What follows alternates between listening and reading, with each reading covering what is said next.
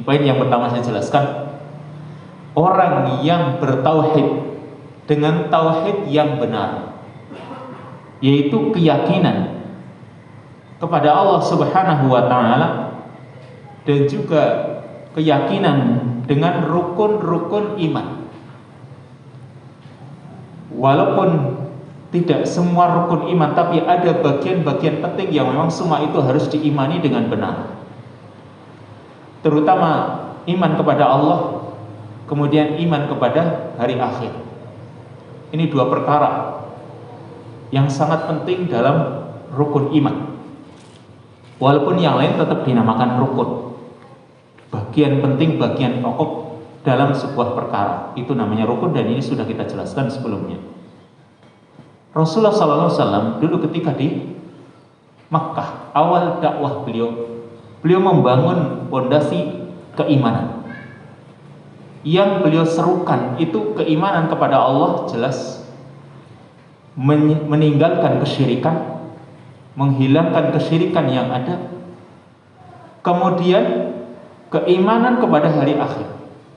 Itu sangat ditekankan, sehingga kalau kita membaca ayat-ayat yang turun kepada beliau SAW, mulai dari awal ayat turun, kemudian surat-surat pendek yang banyak turun kepada Nabi SAW. Bahkan kalau kita membaca juz 30 sampai surat An-Nas misalnya, itu banyak berbicara tentang keimanan kepada Allah dan juga keimanan kepada hari akhir. Nah, Nabi SAW di hadis ini mengatakan 5 perkara yang kalau diimani dengan benar, maka Allah akan memasukkannya ke dalam surga melalui pintu mana saja yang Dia kehendaki. Yaitu Nabi mengatakan, man qala asyhadu an la ilaha illallah wahdahu la syarikalah. Barang siapa mengucapkan syahadat la ilaha illallah, kemudian wa anna muhammadan abduhu wa rasuluh. Ini poin yang kedua. Poin yang pertama la ilaha illallah. Yang kedua muhammadan abduhu wa rasuluh. Yang ketiga anna Isa Abdullahi wa ibnu amatiha wa kalimatuhu alqaha ila Maryam wa ruhum min. Ini tentang Nabi Isa. Kemudian yang keempat wa annal jannah haq. Bersaksi, beriman bahwa surga itu benar, hak. Serta yang kelima annan nar haq, bahwa neraka itu hak. 5 perkara ini. Yang pertama la ilaha illallah. Maka orang harus pahami la ilaha illallah itu dengan benar. Jangan cuma mengucapkan tanpa mengetahui maknanya dan tanpa mengamalkan tuntutannya, karena tidak akan bermanfaat. Orang yang cuma mengucapkannya tapi dia tidak tahu apa maknanya, atau dia tidak mengamalkan tuntutannya, karena orang yang mengucapkan la ilaha illallah otomatis dia harus meninggalkan semua sesembahan selain Allah. Ketika dia berserah diri, ya berserah dirinya hanya kepada Allah. Itu orang yang sudah memahami makna la ilaha illallah dan mengamalkan tuntutan dari la ilaha illallah.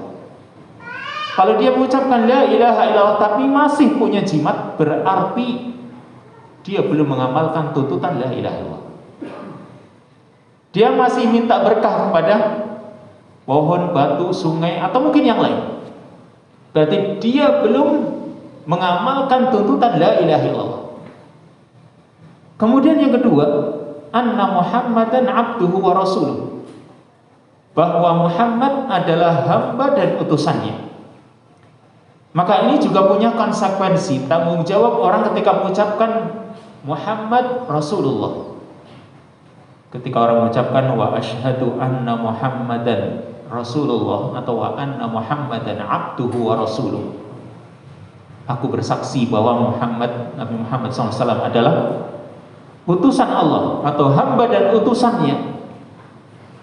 Berarti kita pun punya konsekuensi, tanggung jawab. Kita harus ittiba kepada beliau. Kita harus mengikuti apa yang beliau ajarkan, apa yang beliau anjurkan kepada kita. Kalau kita masih berpikir, masih kita pikir-pikir apa yang disampaikan oleh Nabi kebenarannya misalnya, atau kita masih pertimbangkan perintah Nabi kepada kita, masih kita pikir-pikir, kita tidak melaksanakannya, maka ini juga syahadat anna Muhammadan Rasulullah perlu dipertanyakan. Karena orang yang mengucapkan syahadat anna Muhammadan Rasulullah, berita yang datang dari Nabi harus dia percayai. Sekalipun berita itu mungkin tidak masuk akal, sekalipun berita yang datang dari Nabi SAW belum terjadi,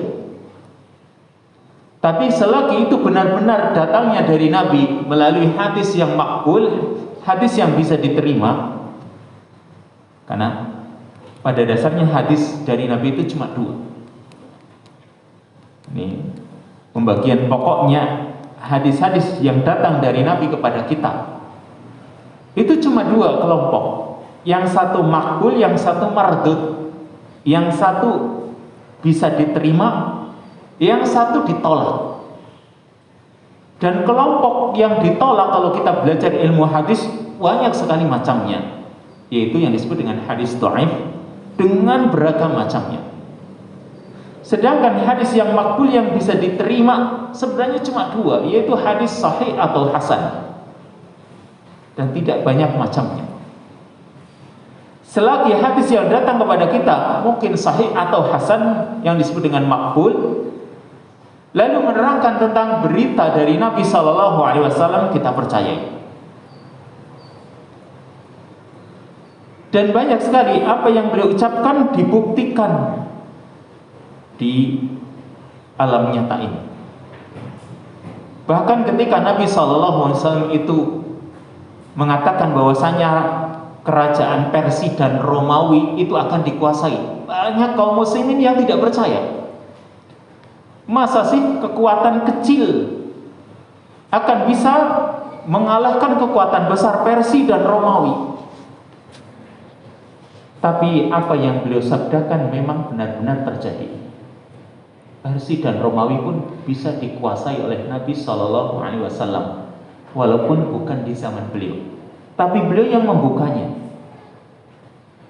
Dikuasai di zaman Khalifah Umar bin Khattab, tapi beliau yang membukanya.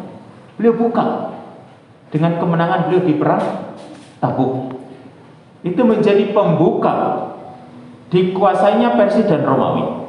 Apa yang beliau beritakan kita percayai. Itulah konsekuensi kalau kita bersyahadat anna Muhammadan abduhu wa rasuluh. Apa yang beliau perintahkan kita amalkan, apa yang beliau cegah, beliau larang, maka kita tinggalkan. Serta kalau kita beribadah, kita itu jangan melakukan ibadah kecuali dengan apa yang beliau syariatkan. Ini namanya orang mengamalkan syahadat anna Muhammadan Rasulullah. Lalu yang ketiga di sini, wa anna Isa, kesaksian bahwa Nabi Isa alaihissalam adalah hamba Allah dan juga utusan Allah. Kemudian juga Nabi Isa itu kalimat Allah, yang memang Allah ciptakan Nabi Isa dengan kalimat kun fayakun, yang berbeda dengan manusia yang lain. Kemudian Nabi Isa itu adalah ruh minhu, ruh dari Allah. Ini keyakinan yang benar ahlu sunnah wal jamaah tentang Nabi Isa. Karena kalau kita mengatakan hamba Allah, Nabi Isa itu hamba, ini akan kontras nanti dengan keyakinan orang-orang Nasara, orang-orang Nasrani yang mengatakan Nabi Isa itu Allah atau anak Allah, ibnullah. Ahlu sunnah wal jamaah atau seorang muslim yang hakiki, dia tidak akan berkeyakinan seperti keyakinannya orang-orang Nasara yang menganggap Nabi Isa itu adalah anak Allah. Demikian pula seorang muslim mengatakan Nabi Isa itu Rasul, tidak terlalu merendahkan, tapi menjunjung tinggi. Yang namanya Rasul berarti kan punya derajat yang lebih, karena dia utusan Allah. Yang namanya utusan Allah pasti dia itu orang yang mulia. karena ini kontras dengan keyakinan orang-orang Yahudi. Orang-orang Yahudi menghinakan Nabi Isa alaihissalam. Orang-orang Yahudi menuduh Nabi Isa itu ibnu zina, anak zina. Ya karena memang Maryam itu tidak punya suami dan dia punya anak. Dari mana? Kalau mereka gunakan akal, kalau seorang wanita kemudian dia punya anak tanpa suami, berarti dia telah berzina. Tetapi Allah Subhanahu wa taala bebaskan Maryam dari perbuatan zina. Dan Allah sampaikan keyakinan seorang muslim agar meyakini bahwasannya Nabi Isa itu bukan anak zina, bahkan dia adalah rasul. Tapi dia utusan Allah, kita junjung tinggi.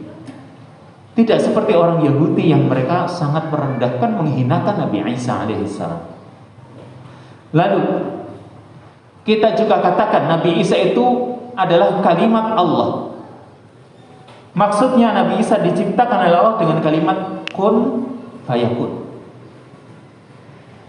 Yang Allah Subhanahu wa taala firmankan di dalam ayatnya, inna masala Isa indallahi kamasali Adam khalaqahu min turab tsumma qala lahu kun fayakun. Sesungguhnya perumpamaan Nabi Isa itu seperti perumpamaan Nabi Adam yang Allah ciptakan dari tanah, kemudian Allah katakan kun fayakun, jadilah maka jadi. Berarti Nabi Isa itu prosesnya tidak seperti manusia yang lain. Manusia yang lain dari bapak ibunya. Tapi Nabi Isa dari sisi Allah Subhanahu wa taala, Allah tiupkan ruh pada diri Maryam. Dan Allah Subhanahu wa taala katakan kun fayakun. Dalam waktu singkat dia pun punya anak. Bukan hamil sampai sekian bulan, tidak. Dalam waktu kurang dari sehari atau dalam waktu setengah hari ditemui oleh malaikat Jibril. Kemudian malaikat Jibril menyampaikan tugasnya. Memang dia ditugasi oleh Allah Subhanahu wa taala untuk meniupkan ruh padanya. Lalu ditiupkanlah ruh melalui lengan bajunya. Dan dalam waktu singkat dia pun punya anak. Bukan melalui proses yang panjang, hamil dulu sekian bulan, tidak. Tapi kun fayakun. Dan ini keistimewaan Nabi Isa alaihissalam. Kita harus punya keyakinan seperti itu. Bukan Nabi Isa itu seperti yang dikatakan oleh orang Yahudi tadi, anak zina. Dan juga prosesnya tidak seperti manusia yang lain. Juga Nabi Isa itu roh minhu, roh darinya. Artinya sama dengan roh-roh manusia yang lain. Ini keyakinan kita tentang Nabi Isa. Jangan sampai seperti orang Nasara yang menganggap dia itu anak Allah, dan jangan seperti orang-orang Yahudi yang menghinakan Nabi Isa. Kita seorang muslim, beda dengan Yahudi dan Nasrani. Tentang Nabi Isa alaihissalam kita katakan hamba Allah dia, dan utusan Allah Subhanahu wa ta'ala. Kemudian yang keempat dan yang kelima dalam hadis ini, kita bersaksi bahwa surga itu benar. Dan yang kelima, kita juga bersaksi bahwa neraka itu benar. Maksudnya dua makhluk ini, surga dan neraka, kita juga harus meyakini dengan benar bahwa surga dan neraka kedua-duanya itu makhluk, bukan khalik, tapi dia makhluk diciptakan oleh Allah Subhanahu wa ta'ala. Kemudian surga dan neraka itu maujudatan, keduanya sudah ada. Ya, surga dan neraka sudah ada, sampai sekarang pun masih ada. Makanya ayat-ayat mengatakan u'iddat, misalnya tentang surga, u'iddat lil muttaqin. Atau tentang neraka, u'iddat lil kafirin. Semua itu sudah u'iddat, sudah disiapkan. Berarti memang sudah ada. Dan kita baca di dalam ayat-ayat Al-Quran, Nabi Adam ketika bersama istrinya Hawa, dia ditempatkan di mana dulu sebelum di bumi? Di surga. Sudah ada. Lalu tentang surga dan neraka, bahwasanya surga dan neraka itu la tafniyan. Keduanya tidak fana, tidak hancur. Bahkan ketika hari kiamat terjadi, di mana seluruh makhluk yang ada hancur, kecuali memang makhluk-makhluk yang dikecualikan oleh Allah Subhanahu wa ta'ala, seperti surga, neraka, dan juga makhluk-makhluk yang lain. Walaupun Allah mengatakan kullu syai'in halikun illa wajha, segala sesuatu itu hancur kecuali wajah Allah Subhanahu wa ta'ala. Tapi para ulama mengatakan ada makhluk-makhluk yang memang Allah Subhanahu wa ta'ala jaga dari kehancuran, seperti surga dan neraka dan juga makhluk-makhluk yang lain. Tapi intinya di sini, 5 perkara ini kalau kita yakini dengan benar, yang berarti kita punya akidah yang benar.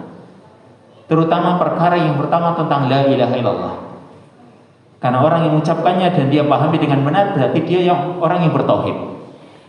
Apa fadilahnya, apa manfaatnya kalau kelima perkara ini kita yakini dengan benar?